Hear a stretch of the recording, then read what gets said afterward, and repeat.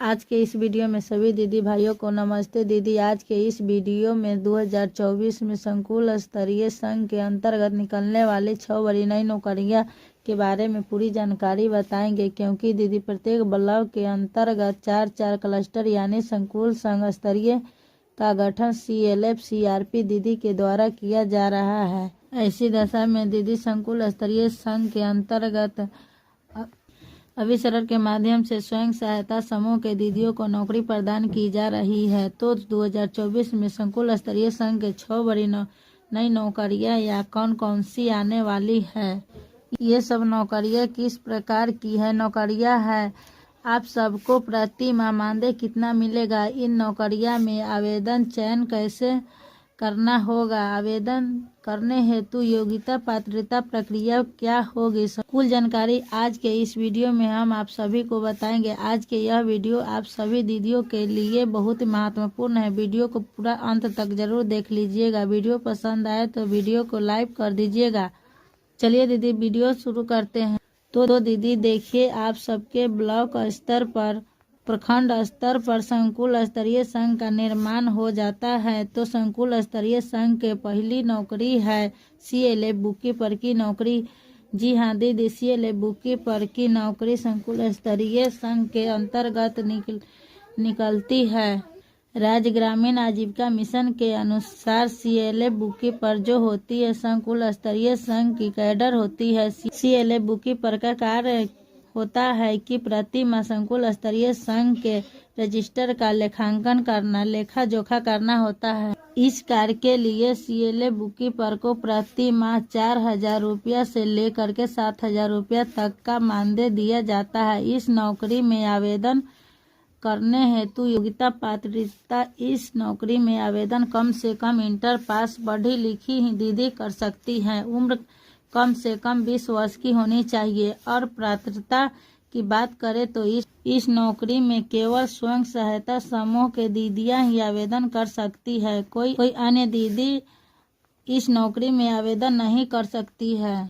उसके बाद अगली नौकरी है सोलर सखी की नौकरी। यह नौकरी संकुल स्तरीय संघ के अंतर्गत निकलती है। संकुल स्तरीय संघ कंपनी के साथ अनुबंध करके प्रोजेक्ट लेता है और स्वयं सहायता समूह की महिलाओं को रोजगार प्रदान करता है। संकुल स्तरीय संघ के अंतर्गत महिलाओं को LED बल्ब बनाने का कार्य, सौर ऊर्जावती बनाने का कार्य, ये सभी कार्य स्वयं सहायता समूह के दीदियों को दिया जाता है।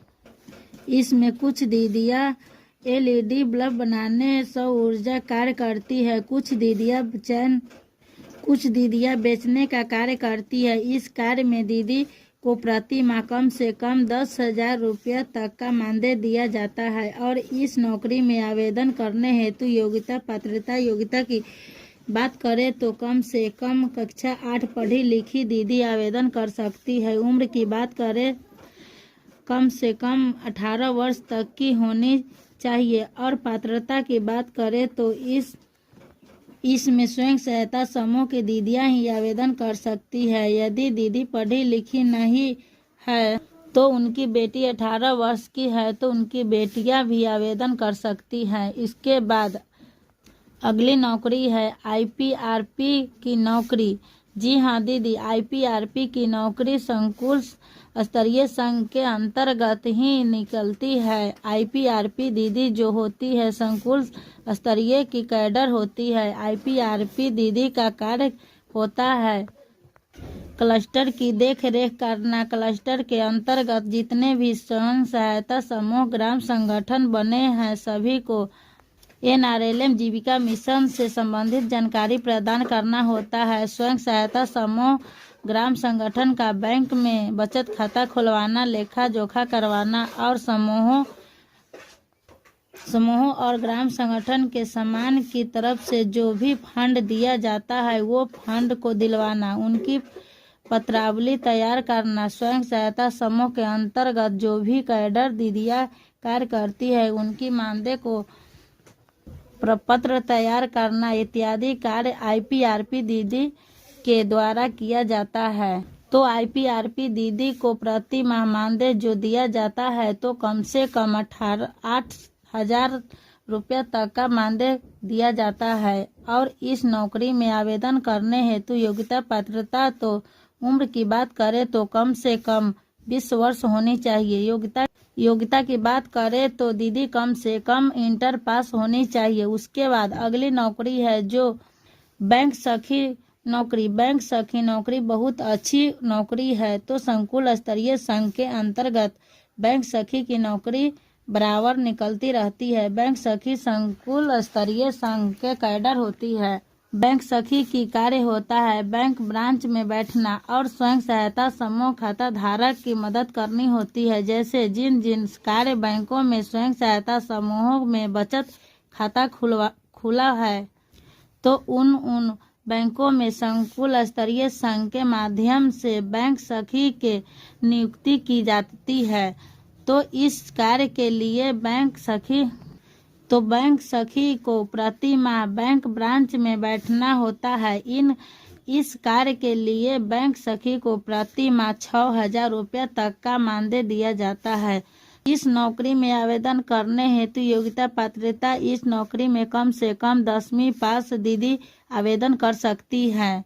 उम्र कम से कम 18 वर्ष होनी चाहिए। उसके बाद अगली नौकरी है FNHW ICRP की नौकरी। जी हाँ दीदी, FNHW ICRP दीदी जो होती है संकुल स्तरीय संघ के ही कैडर होती है और FNHW ICRP की नौकरी संकुल स्तरीय संघ के अंतर्गत ही निकलती रहती है। FNHW ICRP दीदी का कार्य होता है स्वयं सहायता समूह की महिलाओं को खाद्य पोषण स्वास्थ्य एवं स्वच्छता की प्रति जानकारी प्रदान करना होता है। इस नौकरी में आवेदन करने हेतु योग्यता पात्रता इस नौकरी में कम से कम 8वीं पढ़ी लिखी दीदी आवेदन कर सकती है।